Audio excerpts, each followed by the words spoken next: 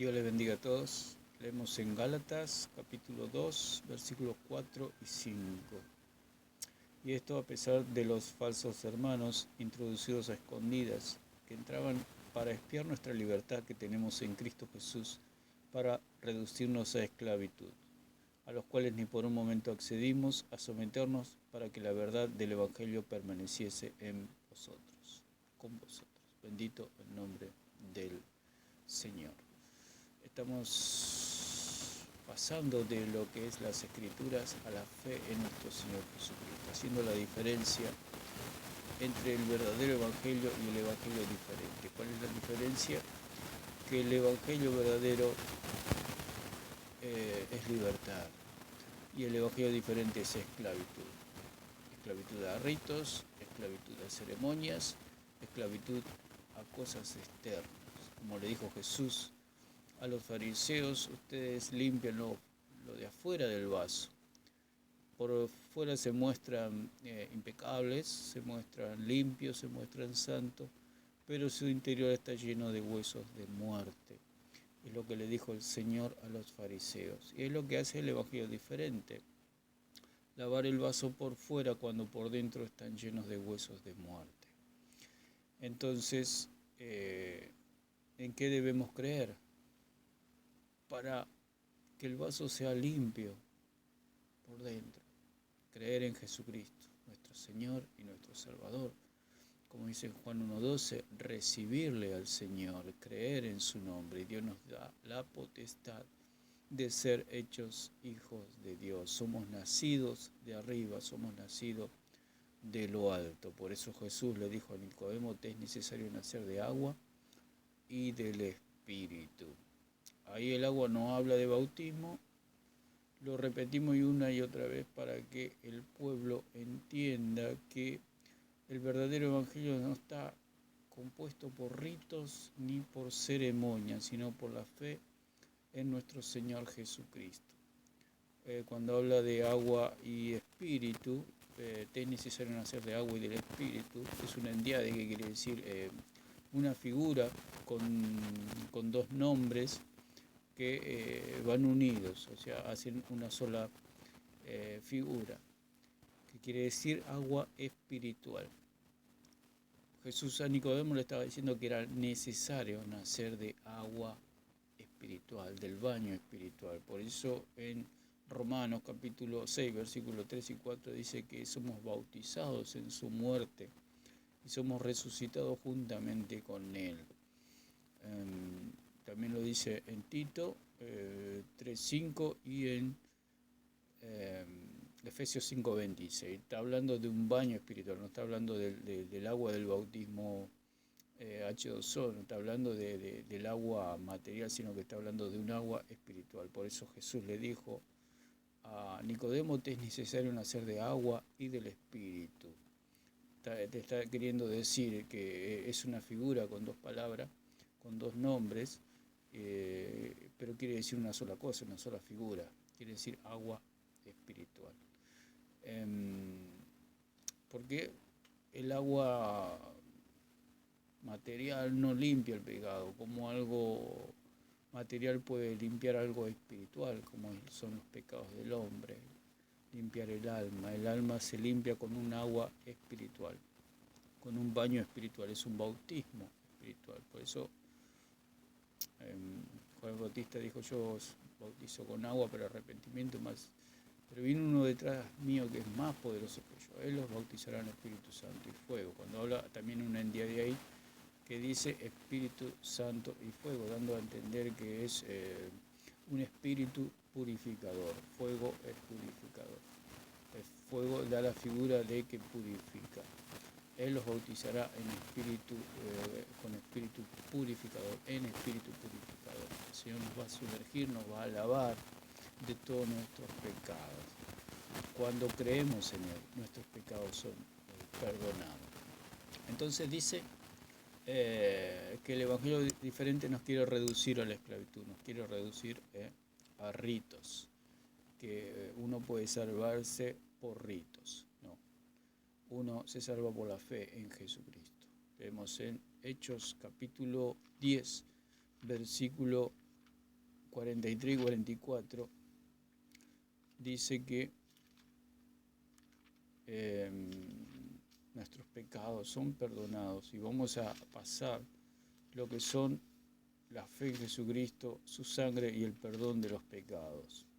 Vimos que la Escritura es uno de los testigos que testifican que Jesucristo es el Hijo de Dios y que testifican que el Evangelio diferente es falso, trae esclavitud al pueblo. Por eso Pablo le decía a los Gálatas que ¿quién nos hechizó? ¿Quién nos hechizó? Oh Gálatas insensatos, le dijo Pablo. ¿Quién los hizo volver a los rudimentos? ¿Quién los hizo volver a los ritos? Cuando somos salvos solamente por fe. Dice el versículo 43 de Hechos, capítulo 10, de este dan testimonio todos los profetas, que todos los que en él creyeran recibirán perdón de pecados por su nombre. Todos los que creen en Jesucristo les son perdonados sus pecados. Pero debemos creer en Jesucristo, en su nombre, en más nadie, solamente en Él. Cuando creemos en Él de todo corazón, nuestros pecados son perdonados. Y este es el tema de estos videos que vamos a empezar. Vimos primeramente las Escrituras, ahora lo que vamos a ver es lo que es la fe en Jesucristo, que la fe en Jesucristo es el perdón de nuestros pecados por medio de su preciosa sangre. Y dice en el versículo 44, mientras aún hablaba Pedro estas palabras, el Espíritu Santo cayó sobre todos los que oían el discurso. Y en tercer término vamos a hablar del Espíritu Santo. Porque nosotros primero creemos en la palabra, y al creer en la palabra nuestros pecados son perdonados. Y al ser perdonados nuestros pecados, viene el Espíritu Santo a nuestra vida, a morar a nuestra vida para guiarnos a toda verdad. Por eso el apóstol Pablo también dice en Romanos que el que tiene el Espíritu de Cristo es hijo de Dios. El que es guiado del Espíritu Santo es hijo de Dios. Y el que no tiene el Espíritu Santo no es hijo de Dios. Entonces, lo que vamos a tratar, lo que es el perdón de pecados, porque dice la palabra que los que en él creen recibirán perdón de pecados. ¿Qué hace el evangelio falso? Esclaviza al pueblo a través de la confesión a los hombres, que recibirán perdón de pecados a través de la confesión a los hombres. Algo clásico es lo que hacen los curas, ¿no es cierto? Hacen los curas que recibirán perdón de pecados a través de ellos, y ellos dicen en el nombre de Dios perdonan pecados, que ellos no son los que perdonan pecados, sino que ellos lo hacen en el nombre de Dios. Pero en su interior lo que hace la Iglesia Católica se toma el lugar de Dios. La Iglesia toma el lugar de Dios, los curas toman el lugar de Dios. Y no solamente curas, hay pastores, hay líderes que están infiltrados en la Iglesia verdadera, que tienen doctrina católica y que hacen confesar a las personas sus pecados. La confesión de pecados produce, ¿qué produce? Produce esclavitud, produce una atadura con respecto a la persona que a uno le confiesa el pecado. Vamos a ir tratando de a poco este tema. Entonces, dice, mientras aún hablaba Pedro estas palabras, el Espíritu Santo cayó sobre todos los que oían el discurso. El Espíritu Santo vino cuando creyeron y cuando sus pecados fueron perdonados. Vino el Espíritu Santo. Entonces, ¿qué es confesar? Confesar es manifestar o aseverar sus hechos, ideas o sentimientos. Uno manifiesta con palabras hechos, ideas o sentimientos, dice el diccionario.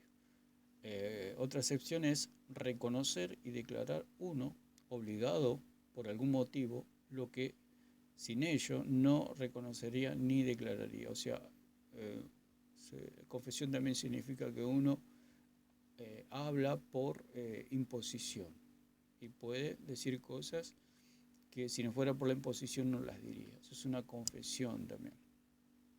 Otra excepción es declarar el penitente al confesor los pecados que ha cometido. La Iglesia Católica por los siglos, los años 1000, 1100, 1200, inventó lo que es la confesión. ¿Por qué? Porque ellos necesitaban saber lo que había, lo que pensaba, los pecados del pueblo para esclavizarlo. Que confesar es como desnudarse, es como desnudarse. Y uno, la raíz y el espíritu de la confesión es abrir el corazón y desnudar el alma. Yo digo que eso es cuando uno confiesa sus pecados a los hombres, uno está desnudando el alma. La palabra del Señor dice que al Señor debemos confesar nuestros pecados y el único digno de escuchar nuestros pecados y perdonar nuestros pecados es Dios mismo. Ningún hombre tiene ese lugar, digamos. Entonces, ¿qué hace el Evangelio diferente? Hace que la gente confiese los pecados para esclavizarlo. Porque no es lo mismo una persona que nos conoce, cambiaría mucho si nosotros a esa persona le confesamos todos nuestros pecados, todas nuestras debilidades. Esa persona tendría poder sobre nosotros. Y eso es lo que hace la Iglesia Católica, lo que hicieron los curas, lo que hacen muchos pastores, muchos líderes, enseñando esta doctrina herética, esta doctrina demoníaca, porque es control. Todo lo que es control es demoníaco, porque el espíritu del Evangelio diferente es el control, es la esclavitud. Por eso dice Pablo que es, en el versículo, vamos a leer de vuelta, el versículo 4 y 5, dice, a los cuales ni por un momento accedimos a someternos. Por eso la confesión es un sometimiento hacia a otra persona.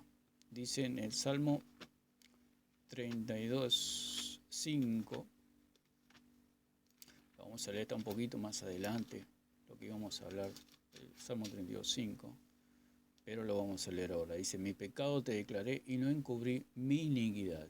Dije, confesaré mis transgresiones a Jehová, y tú perdonaste la maldad de mi pecado. Declarar el pecado es declarar el pecado a Dios. Porque si nosotros lo confesamos a los hombres, el hombre no tiene misericordia. El hombre es pecador. Por eso el hijo pródigo confesó su pecado y le dijo al padre que había pecado contra el cielo, contra él y contra el cielo, pero se le confesó el pecado al padre porque el padre lo amaba, pero no se lo confesó al hermano porque el hermano lo condenaba. Entonces, ¿cuál es la idea? ¿Cuál es la enseñanza de la confesión? Que uno cuando confiesa al hombre, el hombre lo condena, sea quien sea. Puede llamarse pastor, puede llamarse cura, puede llamarse líder, lo que sea. El hombre siempre tiende a condenar. Y cuando uno desnuda el alma ante otro hombre, está cometiendo un adulterio espiritual. ¿Por qué? Porque el único al que tenemos que desnudar el alma es ante Dios. Porque Dios es el que pagó el precio por nosotros. Dios es el que pagó con su preciosa sangre por nuestras almas. Y el único digno y el único merecedor de que nosotros desnudemos nuestra alma es nuestro Padre Celestial, es Dios, el único. Porque si nosotros desnudamos nuestra alma delante de los hombres, se convierte en un adulterio espiritual, una traición, una deslealtad a Dios. Porque el único que merece que nosotros le confesemos los pecados es Dios mismo.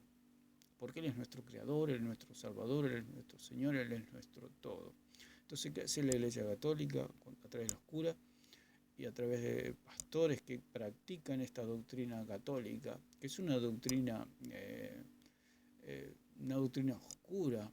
Es el control de las almas, porque quieren controlar a las almas. Por eso se practica la confesión en muchas iglesias que se hacen llamar evangélicas, pero no son evangélicas, son católicas disfrazadas. Pero el catolicismo se mete por todos lados para poder esclavizar, como dice la palabra. Cuando los hombres demandan confesiones porque quieren esclavizar un alma. Por eso debemos tener bien en claro que la confesión es a Dios y no a los hombres. Por eso dijimos en un principio, cuando uno confiesa y desnuda el alma ante otra persona, esa otra persona conoce todos los pecados de esa persona y pasa a tener control y poder sobre esa persona. Eso es lo que ha hecho la Iglesia Católica toda su existencia, controlar a las masas a través de la confesión. Es un asunto delicado y es un asunto peligroso también, porque una persona, hay confesiones que no las tiene que saber nadie, que las tiene que saber solamente Dios y quizás el cónyuge, si es también formado el matrimonio, tiene que ser una persona de muchísima confianza y de muchísimo amor. Por eso el hijo pródigo confesó ante el padre y no ante el hermano. Ahí la palabra de Dios dice que ni siquiera ni trató con el hermano cuando él volvió. Ni siquiera, ni lo saludó, parece. Ni lo saludó porque ni se enteró el hermano que... Y dice en el versículo 21 del capítulo 15 de Lucas, y el hijo le dijo al padre, he pecado contra el cielo y contra ti, y ya no soy digno de ser llamado tu hijo. Esa es la confesión al Padre. Nuestra confesión es a Dios, nuestra confesión es directamente con el Padre, porque el Padre es el que nos ama. Entonces dice que el Padre trajo el becerro gordo y dijo, matarlo y comamos y hagamos fiesta. Porque mi hijo muerto era y ha revivido y se ha perdido y es hallado, y comenzaron a regocijarse. Y su hijo mayor estaba en el campo, y cuando vino llegó cerca de la casa y oyó la música y las danzas, y llamando a uno de los criados le preguntó qué era aquello. Él le dijo, tu hermano ha venido y tu padre ha hecho matar el becerro gordo por haberle recibido bueno y sano. Entonces se enojó y no quería entrar. Se enojó